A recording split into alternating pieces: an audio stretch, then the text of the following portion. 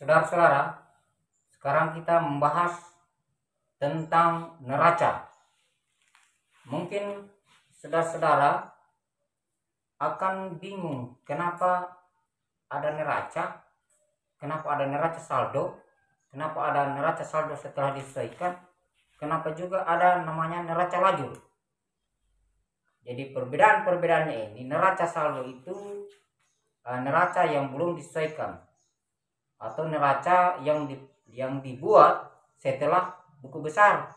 Kemudian neraca lajur adalah pekerjaan besar dalam menyusun mulai dari neraca saldo sampai laporan. Sementara neraca setelah disesuaikan itu neraca yang telah melalui suatu proses jurnal penyesuaian. Nah, dalam konteks ini yang mau dibuat itu adalah neraca atau laporan neraca.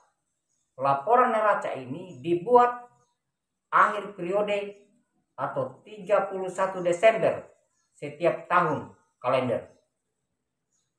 Neraca ini merupakan laporan akhir real yang merupakan harta kekayaan suatu perusahaan, mulai dari modal, utang, aktiva lancar, utang lancar, utang hipotek, utang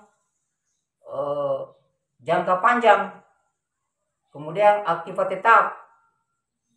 Jadi semua itu akan dimuat di dalam laporan neraca, dan itu adalah merupakan gambaran yang akan diterima, yang akan dilihat atau dilaporkan kepada manajemen perusahaan sebagai laporan akhir suatu periode akuntansi, suatu periode kegiatan perusahaan dalam satu tahun.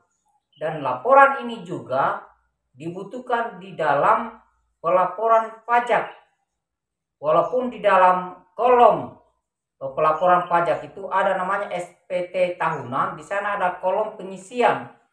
Nah, laporan neraca ini akan dimasukkan di dalam isian itu. Tetapi dasarnya adalah laporan yang telah dibuat sendiri oleh perusahaan, bahwa di dalam perpajakan itu diberikan kesempatan seluas-luasnya untuk membuat sendiri laporan keuangan oleh perusahaan.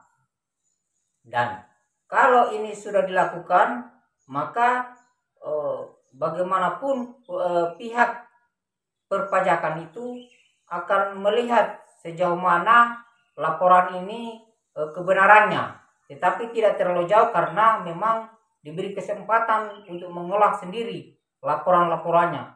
Yang jelas pihak perpajakan akan menerima laporan-laporan itu. Kemudian di dalam laporan keuangan itu sendiri juga akan disampaikan kepada pihak manajemen untuk mengevaluasi kegiatan perusahaan, karena ini merupakan laporan akhir. Di sana sudah akan terlihat seperti apa tambahan modal, karena setelah laporan rugi laba atau laporan laba rugi, maka laba yang telah dihasilkan itu setelah pajak akan dimuat di dalam kolom sebelah kanan atau sebelah kredit di bawah modal. Jadi ada namanya modal, ada namanya laba ditahan. Jadi laba perusahaan yang ditahan, yang belum dibagikan atau mungkin akan dimasukkan di dalam modal pada periode selanjutnya. Kemudian di dalam laporan neraca itu sendiri juga akan ada di sana prive.